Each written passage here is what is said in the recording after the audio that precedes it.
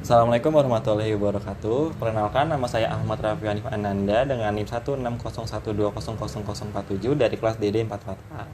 Oke, kali ini saya akan menjelaskan hasil dari observasi saya yang saya lakukan di Gang Demang.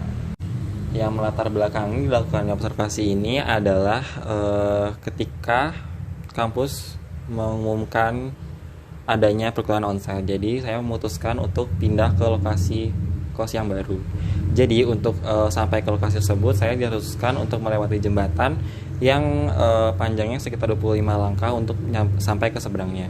Di bawah jembatan tersebut terdapat aliran sungai yang mungkin sering terlihat deras. Mengapa saya katakan sering terlihat deras? Karena kebetulan saat itu curah hujan sedang tinggi.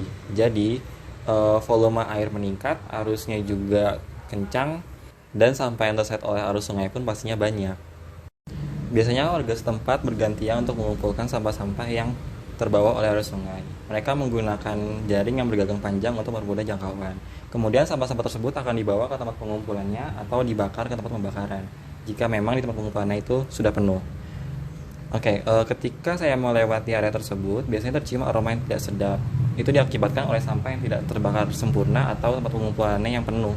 Jadi ada sisa-sisa sampah yang tidak terolah. Selain mengganggu indera penciuman, dampak lainnya seperti kerusakan material, gangguan kesehatan, dan pastinya lingkungan menjadi terlihat kumuh. Hal itu akan dirasakan oleh masyarakat sekitar sungai. Untuk mengurangi dampak negatif tersebut, biasanya saya mengungut sampah-sampah yang saya rasa bisa saya bawa ke dalam tas dan nantinya akan saya buang ke tempat yang semestinya, seperti tempat sampah yang masih kosong. Masalah kesehatan yang saya bahas tadi adalah dampak dari air sungai yang tercemar oleh sampah. Misalnya, masalah pencernaan seperti diare dan masalah kulit seperti dermatitis dan kutu air. Saya memilih topik ini untuk dijadikan penelitian karena menurut saya sampah masih menjadi salah satu masalah yang cukup serius untuk lingkungan sekitar. Bukan hanya di area Gang Demang saja pastinya, dampak negatif yang ditimbulkan pun cukup merugikan.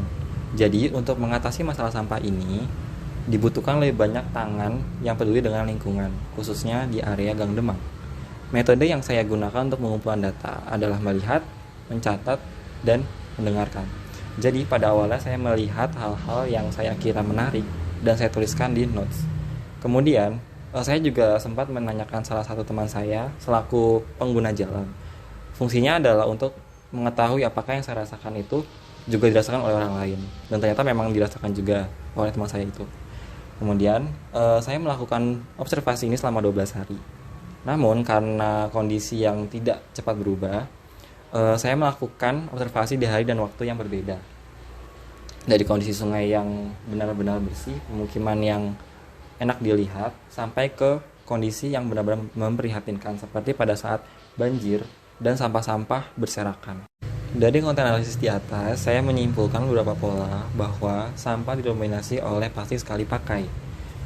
Kemudian orang yang tinggal di lebih dekat dengan sungai atau di kawasan lebih rendah akan lebih sering membicarakan seputar banjir, kotor, bau, dan sampah plastik.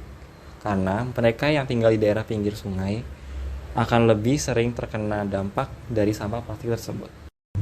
Karena berada di konsentrasi animasi dan saya rasa kemampuan yang menonjol pada diri saya itu adalah mendirect, maka saya akan membuat suatu animasi bertemakan sampah yang dapat menghancurkan lingkungan.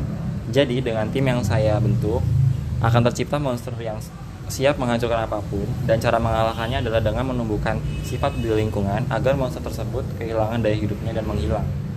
Jadi tujuan animasi itu adalah agar sedini mungkin menumbuhkan sifat peduli lingkungan agar terciptanya kawasan yang bersih dan sehat untuk keberlangsungan hidup kita nanti. Sekian dari saya, terima kasih untuk perhatiannya. Mohon maaf bila ada salah kata atau tingkah laku saya yang kurang mengenakan untuk dilihat. Wassalamualaikum warahmatullahi wabarakatuh.